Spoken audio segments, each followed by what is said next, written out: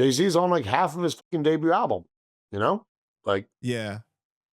you still owe the man records. Like, so clearly you don't you don't respect Jay-Z. You don't respect the business of Rock Nation. What makes you think as a 5% you're gonna respect me? I'm in a lot of the 5% eyes, I'm the enemy. What okay, so you had a situation where you were offered the opportunity to do a Jay Electronica album?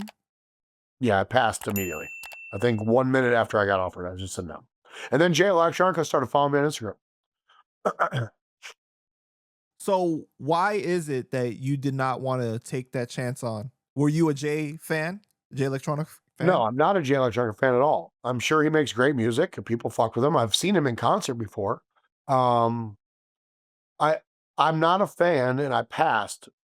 And then the next day I was like, damn, I'm surprised I just passed because even when it's shit that I don't want, I could still usually get the artist to fucking hire me to shop the shit. I'm like, could have got a check there, but I didn't care.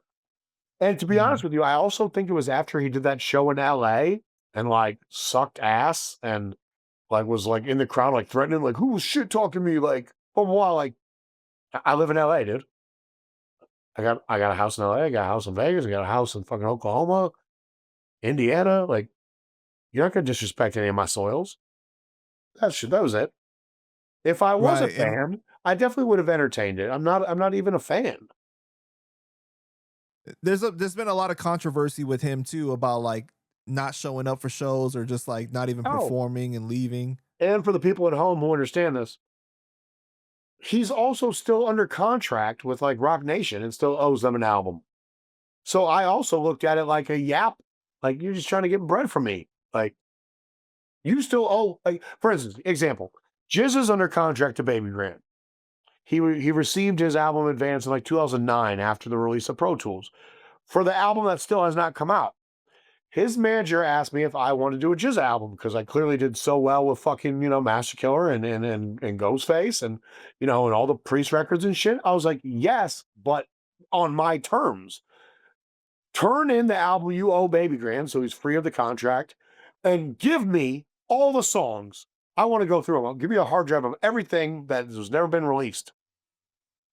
Then I'll pick my 12 songs. But I'm not going to pay you and wait till I die for you to turn in an album to my kid. Like, well, I'm not doing that. I will give you the money if you give me an album. Like that's a swap. So really I don't have to A&R the record. It's done. That's the only way I would do a Jizz album. So you had posted about the Jay Electronica thing and you said, remember, people would kill for the opportunity, uh, for the amount of opportunity this guy has Yeah. truly had basically to make something of himself. If Hove couldn't make it happen for you, I'm out. I'm not greater than Jay-Z in any capacity as an executive, as an A&R, as a fucking artist. I'm not. Jay-Z's Jay-Z. Jay-Z's on like half of his fucking debut album, you know? Like, Yeah. you still owe the man records. Like, so clearly you don't respect Jay-Z. You don't respect the business of Rock Nation. What makes you think as a 5% you're gonna respect me? I'm in a lot of the 5% eyes, I'm the enemy. Right? Like when I put out God's Network Rebirth and King Son and all them had me on the fucking show, only when their intention was to just like come at me, only in the end to be like, would you do our album? That was fucking hilarious. Because I am the right guy for the majority of these circumstances. I don't think I'm the right guy to A&R a 5% themed album. Though I did work on one day of we talked about this before. I worked one day on the Lord Jamar album. I worked on the song On the Corner with Grand Puba. Wait, what happened with you and King Son? No, nothing happened. He wanted me to work with him after Rakim. I'm not a King Son fan though, dude. Like working with Rakim was like a dream for me. Rakim's always been my favorite, bro. Like there's no passion. Like Wu-Tang, I love Wu-Tang. I want to work with these guys. That has to exist for me. When I met Right. Spesh and Benny, Stabbed and Shot was already out. I'm like, this album's fucking incredible. I have none of that with King Son. So King Son was on that interview, like talking about, like none of these dudes are real and Wu-Tang doesn't come to the school anymore in Mecca and and Rakim and blah blah blah blah blah. So one, I'm already like turned off because it's like you're not about to shit talk my people like at all. I don't care if you're stating fact or not. I'm never trying to hear it. But you would have to pay me an exorbitant sum of money to work. I'm not. They wanted me to come aboard like and finance the whole shit. That's never gonna happen. There's no ROI on a King's Son album for the amount of money they're looking at. The funniest shit ever was one time he wrote me, he's like, yeah, if we can get like 50 grand to do this shit. And I was literally at the bank and I made 50 grand that day. And I sent him a picture. I'm holding the 50 grand. He's like, what? I'm like, yeah, I just made this today. He's like, can I get it? I said, no. It's my money. That's messed up, man. No, I'm saying the timing was hilarious. Like, I was Right. grateful, but I work for my money. No one Right. funded Holy Toledo Productions. Certainly not my parents. I dated a girl one time that paid for the making of Taking Back Was Mine. That was nice. She was cool. We still talk to this day. She's married with 2 or 3 kids now. Um, yeah, I like don't respect people that can't do it on their own. Like you want to be a rapper, you want to have a resurging career, make it happen. You really think a stranger's gonna gamble away? I gamble. I'm not even using the term loosely. It's a fucking gamble. You don't have SoundScan history indicative of the past 30 years. What? Okay, like the only deal he could get is going to be a percentage share deal. I understand the business. I know this thing. This is how it's going to go. You put 50 grand into a King Son album in the year 2026, you might lose $49,000. I put $50,000 into a Rakim record, might be able to turn that into 120. That's the difference. I wish I could make a fucking Rakim album. Did you try to educate him on that matter, or what did you tell him? No, bro. No. Listen, you've been in the game for 30 plus years. You already know what it is.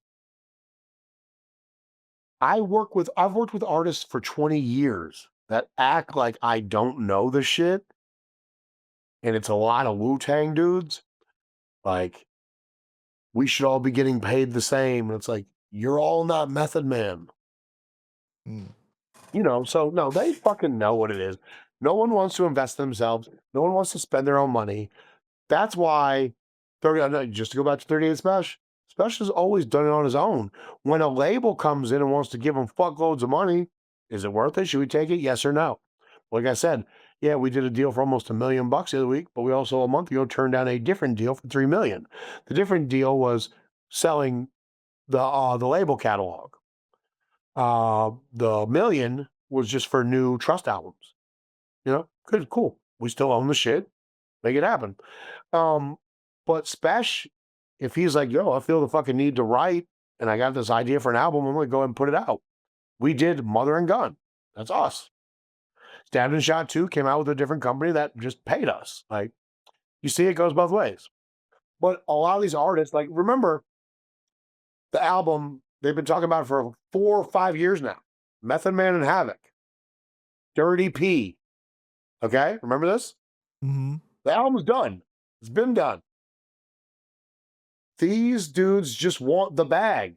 Find a label to just buy us out. No label's doing that, bro. Why do labels don't do that? Because one, these albums can only win now in the modern day if the artist is backing it. Like artists do the most. Like look at Rakim right now. He's doing a great job of promoting the Rakim Mash Kill Corrupt album. Why? Because he has a financial interest in its sales.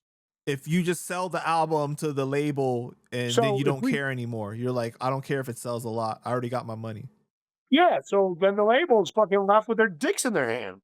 So then it's about if we're going to buy it, we need it to be a smart amount of money. They're asking for a clearly super exorbitant amount of money, and that's why the album sits. But I tell you this, you hire someone like me, we put the album out, we work it together in 1 year, I would make them that exorbitant amount of money. But without us doing it together, it can't make that amount of money. So yeah, the album just sits. The album sits. I would love for the world to have it. I'm sure it's a great record. They released that one single with Street Life, the Squad Up. That was forever ago. I was still friends with Fat Beats then. Do you feel like a lot of times these artists are short-sighted in that way that they don't see, like, if you they just put in a little elbow grease and hire the right person like you, that they could make the amount of money that they want? Yes. Yes. You could ask Ghostface's manager. Like, even though I came out ahead on that deal, I still paid Ghostface like he was a fucking Def Jam deal. But no, you're signed to Holy Toledo Productions. Like, you can work with people and still win without trying to beat someone.